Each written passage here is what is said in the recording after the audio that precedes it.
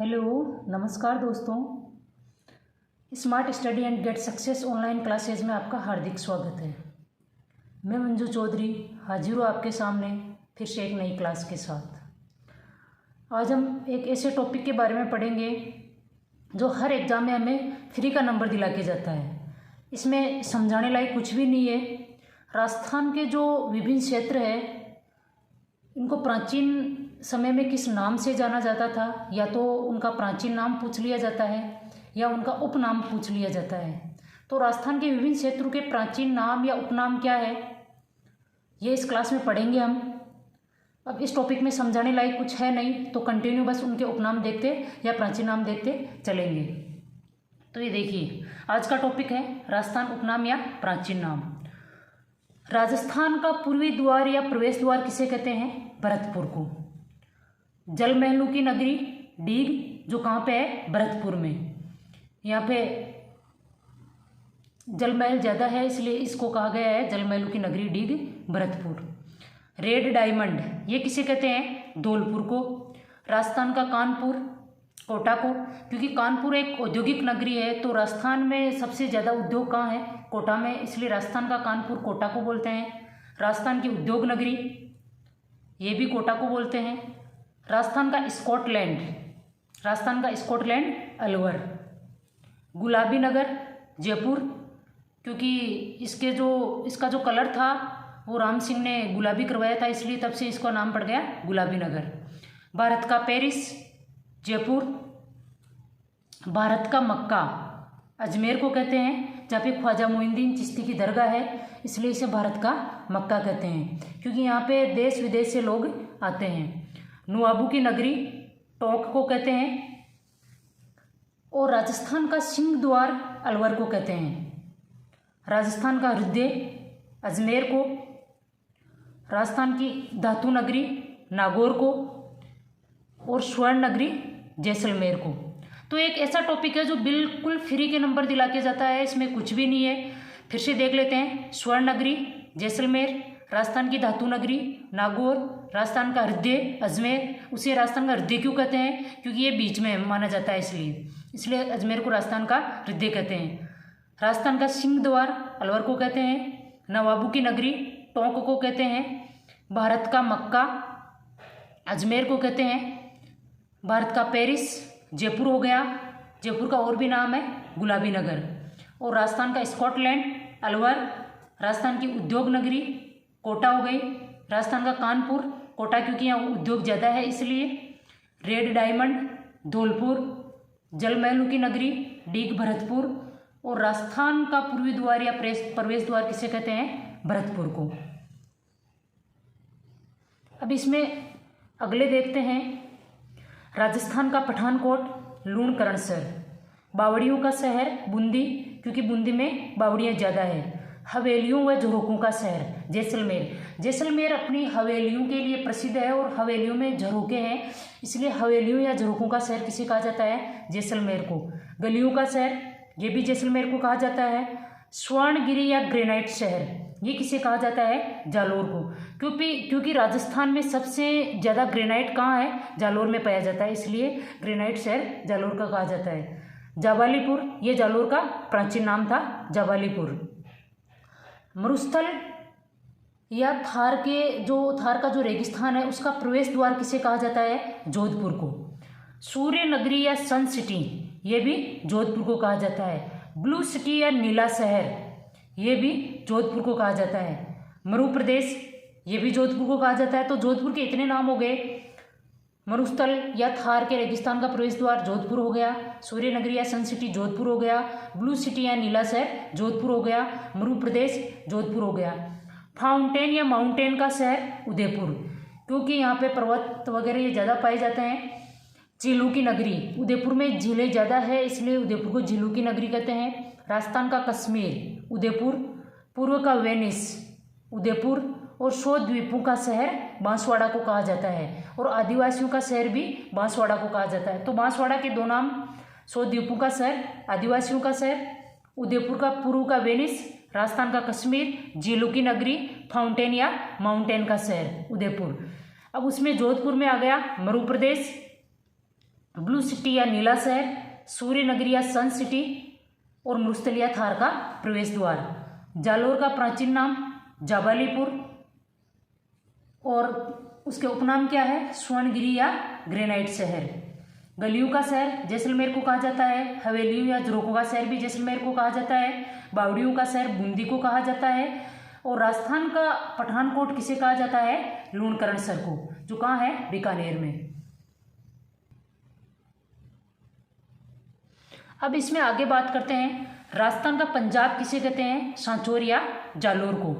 पहाड़ों की नगरी डूंगरपुर, नाम से ही पता लगता है। डूंगर का मतलब क्या होता है, हमारी भाषा में पहाड़ी होता है, तो पहाड़ों की नगरी किसे बोलते हैं, डूंगरपुर को। राजस्थान का वेल्लोर, राजस्थान का वेल्लोर किसे बोलते हैं, भैंसरोडगढ़ दुर्ग को, ये कहाँ है, चित्तौड़गढ़ में। राजस्थान का मैनचेस्टर, भीलवाड़ा।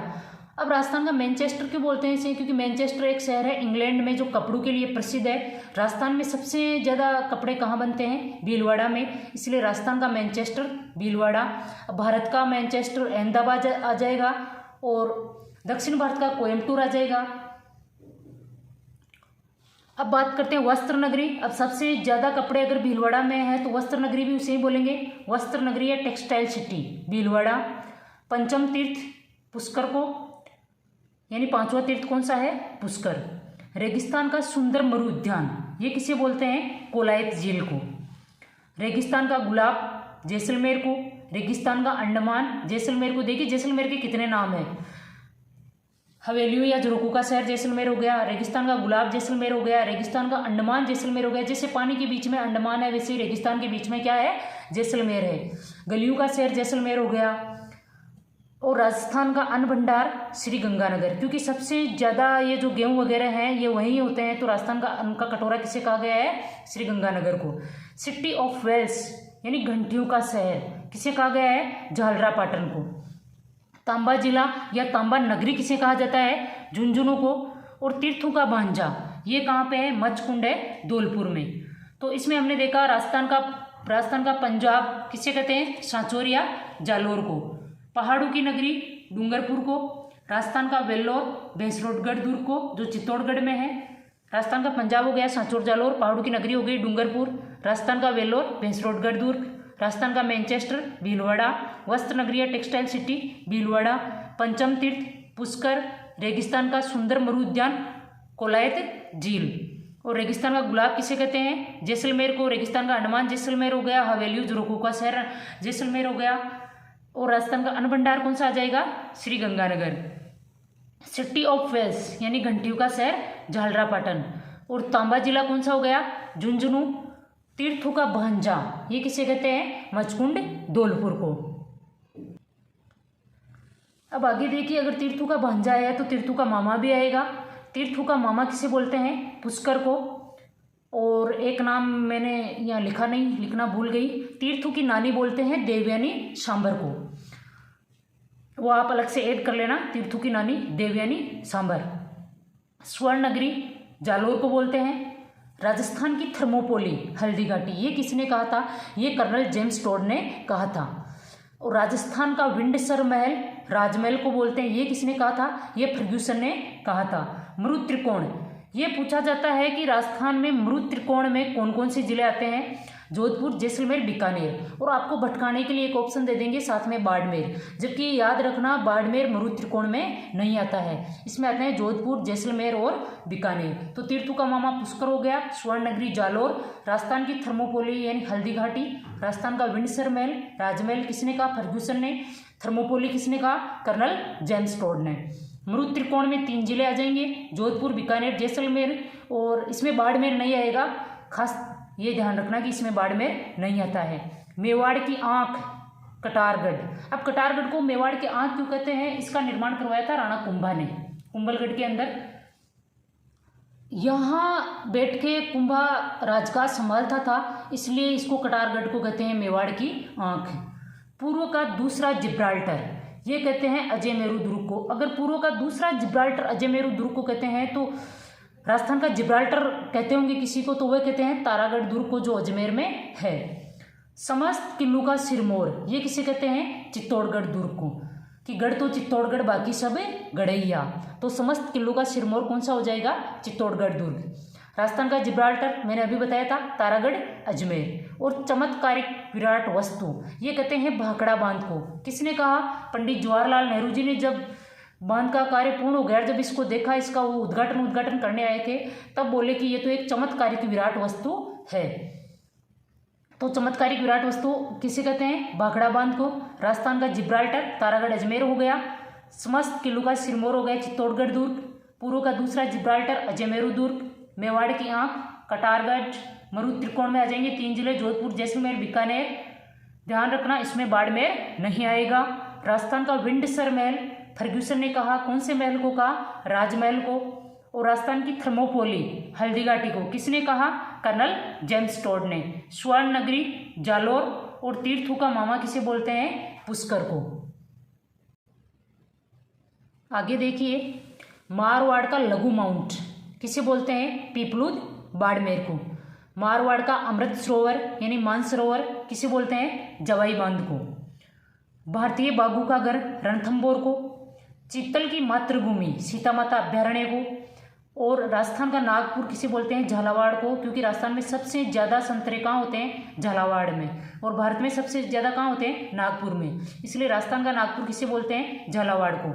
तो राजस्थान का लघु माउंट हो गया पीपलूद बाड़मेर। मारवाड़ का अमृत सरोवर या मानसरोवर जवाई बांध। भारतीय बाघों का घर रणथंभौर। चित्तल की मातृभूमि सीता माता। राजस्थान का नागपुर झालावाड़। और श्री गंगानगर को एक नाम से और बोलते हैं, वो है श्री गंगानगर का नाम है रामनगर। थार का गढ़ा किसे बोलते हैं? चंदन नलकूप को। और महान भारतीय जल विभाजक रेखा ये किसे बोलते हैं? अरावली पर्वतमाला को। महान भारतीय जल विभाजक रेखा, क्योंकि जब बारिश के दिनों में अरावली पर्वतमाला की वजह से जो जल का जो विभाजन होता है, इसलिए महान भारतीय जल विभाजक रेखा बोलते हैं अरावली पर्वतमाला को। अकबर का दौलत खाना, अकबर का दौलत खाना किसे बोलते हैं? मैगजीन दुर्ग को। ये कहाँ है? अजमेर में है। इसका निर्माण किसने करवाया था? अकबर ने करवाया था। तो अकबर का दौलत खाना किसे बोलते हैं? मैगजीन दुर्ग को। चील का टीला जयगढ़ दुर्ग, ये जयगढ़ दुर्ग तो बाद में बना था। ये जिस जगह पे बना है उसको पहले चील का टीला बोलते थे। दक्कन की चाबी ये असीरगढ़ को बोलते हैं। बादशाह दुर्ग बयाना दुर्ग, बयाना दुर्ग को बोलते हैं बादशाह दुर्ग। और कुंभलगढ़ का एक नाम और है, इसे हेमकूट बोलते हैं। और सुजला क्षेत्र, इसमें 3 जिले आते हैं, सिक्कर, नागौर और चूरू। इसमें अगर आपको कोई दूसरा एक जिला दूसरा दे देंगे और पूछ लेंगे कि सुजला क्षेत्र में कौन सा जिला नहीं है, तो सुजला क्षेत्र हो गए सिक्कर, नागौर, चूरू, हेमकूट, कुंभलगढ़। बादशाह दुर्ग बयाना दुर्ग को बोलते हैं। दक्कन की चाबी असीरगढ़, चील का टीला जयगढ़ दुर्ग। अकबर का दौलत खाना हो गया मैगजीन दुर्ग। महान भारतीय जल विभाजक रेखा अरावली पर्वतमाला। चंदन नलकूप को क्या बोलते हैं? थार का गढ़ा। श्री गंगानगर का दूसरा नाम रामनगर। झालावाड़ को क्या बोलते हैं? राजस्थान का नागपुर। क्यों? क्योंकि यहाँ संतरे ज़्यादा होते हैं। चित्तल की मातृभूमि सीता माता अभ्यारण्य। भारतीय बाघों का घर रणथंभौर। और मारवाड़ का अमृत सरोवर या मानसरोवर किसे बोलते हैं? जवाई बांध को। और मारवाड़ का लघु माउंट किसे बोलते हैं? पीपलूद को। ये तो हो गए इम्पोर्टेंट स्थानों के नाम। अब और नाम देख लेते हैं बाकी के अन्य महत्वपूर्ण उपनाम। आदिवासियों का कुंभ किसे बोलते हैं? वेणेश्वर को। हिंदू देवी देवताओं का अजायब घर किसे बोलते हैं? विजय स्तंभ को। जो किसने बनवाया था? महाराणा कुंभा ने बनवाया था, उसे बोलते हैं हिंदी देवी देवताओं का अजायब घर। मेवाड़ की आंख कटारगढ़, ये दोबारा लिख दिया मैंने। ढेबर झील, ये कई बार पूछा गया है। ढेबर झील ये किसे बोलते हैं? जयसमंद झील को। रामसर साइट सांबर झील को बोलते हैं। ग्रेट इंडियन बस्टर्ड ये गोडाउन को बोलते हैं। और आड़ाहुला ये पंगोलिन का दूसरा नाम है आड़ाहुला। सम्मी वृक्ष खेजड़ी को बोलते हैं। भारतीय मेरिनो ये चोकला बेड को बोलते हैं भारतीय मेरिनो। घोड़ा जीरा इसबगोल को घोड़ा जीरा बोलते हैं। हिंदुआ सूरज किसे बोलते हैं? सिसोदिया वंश, जो मेवाड़ का जो सिसोदिया वंश है जो महाराणा, उनको बोलते हैं हिंदुआ सूरज। और मेवाड़ के भीष्म पितामह कुंवर चूड़ा, जिन्होंने अपने पिताजी की राणा लाखा के कहने पे ये प्रतिज्ञा कर ली थी कि मैं आजीवन शादी नहीं करूँगा, इसलिए उन्हें बोलते हैं मेवाड़ के भीष्म पितामह। तो इस क्लास में हमने राजस्थान के महत्वपूर्ण उपनाम ये प्राचीन नाम देखे। अगली क्लास में हम राजस्थान के महत्वपूर्ण व्यक्तियों के उपनाम देखेंगे। उम्मीद है आपको ये क्लास ज़रूर पसंद आई होगी। इसको रिवाइज कीजिएगा क्योंकि ये एक ऐसा टॉपिक है जिसमें से आपको एक फ्री का नंबर दिला के जाएगा ये एग्ज़ाम में, और जिसमें से पूछा ही जाता है। मिलते हैं अगली क्लास में एक नए टॉपिक के साथ। जय हिंद, जय भारत।